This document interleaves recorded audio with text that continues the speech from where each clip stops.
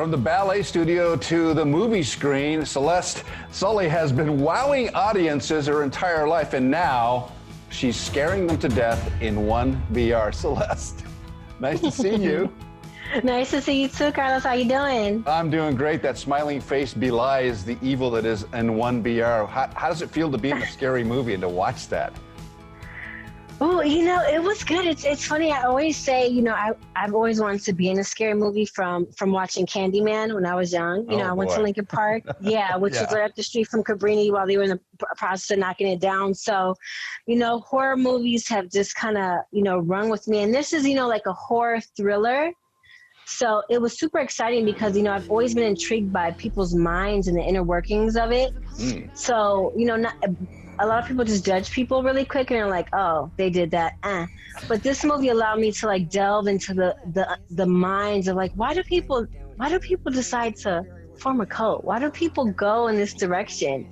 You know, and it was so fun. In front of the camera, it was scary, but behind the camera, it was all laughs and jokes. It was amazing. Well, you know, the thing about it is that it takes place in this small space and it's dark and she starts hearing noise. It's so, I mean, it's one of those things where it just grabs you from the moment the movie begins.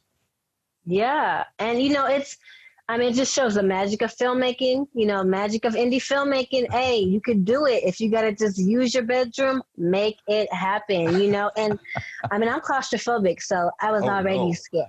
Yeah. But, you know, it's, you know, it was scary. It was claustrophobic.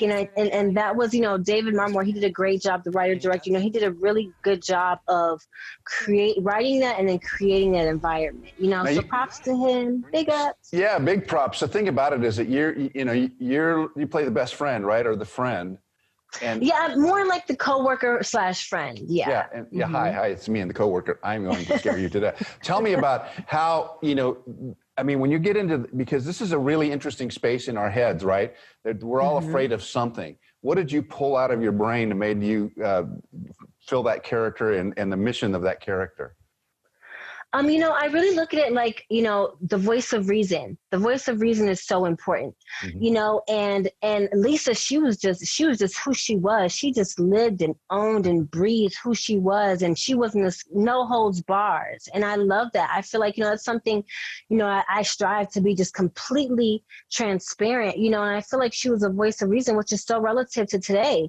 You know, I feel like the world's crying out for a voice of reason, the voice of reason for people to understand the basic necessity of human rights, you know, and at the root of that is love, you know, and the further away we get from love, the further away we get from equality and things like human rights. You know, I feel like, you know, love comes with understanding, appreciation, curiosity, you know, so I know it's going into like, you know, a deeper spectrum, but, you know, I tapped into a variety of things, you know, that love and like caring for someone who was the underdog. Sarah really was the underdog who was bullied by her boss, manipulated into, you know, this cult.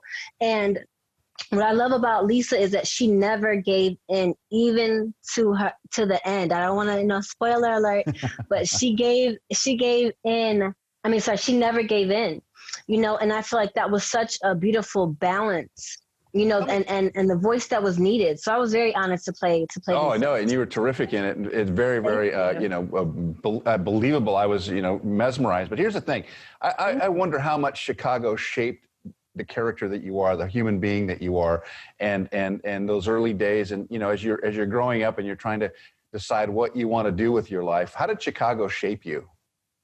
You know, from dancing when I was young, but something that a lot of people don't know is I played basketball.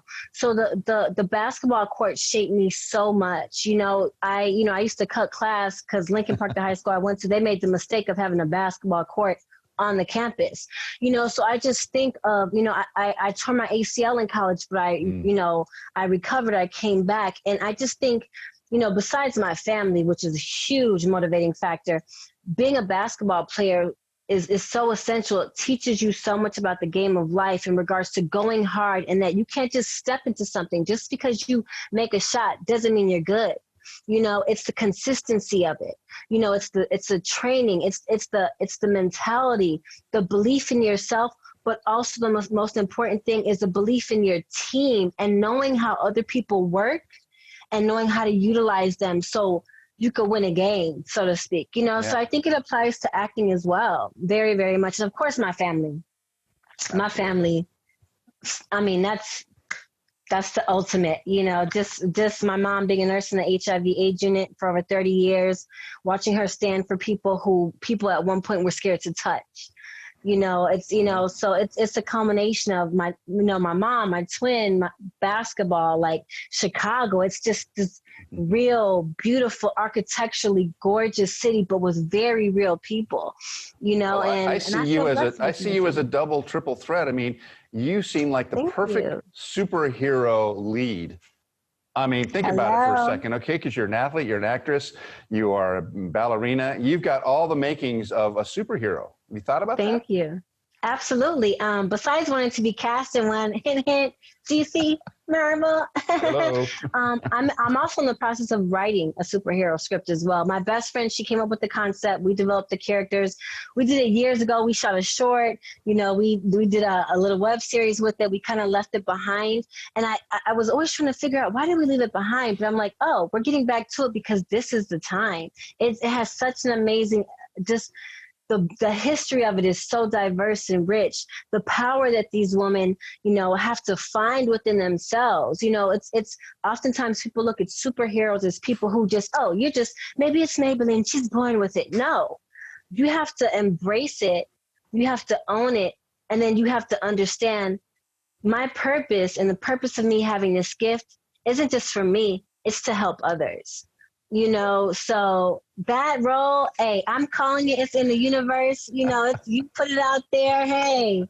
All right, so we put it out there. But for now, folks can watch 1BR. Celeste Sully, you're a delight. Thank you so much for being with us. This movie will scare you to death. It's really worth the price of admission. And Celeste, you're terrific. And I look forward to seeing you as a superhero someday. Yes, thank you so much, Carlos. Carlos, appreciate you. Peace. Bye. Thank you. Bye. Thank you.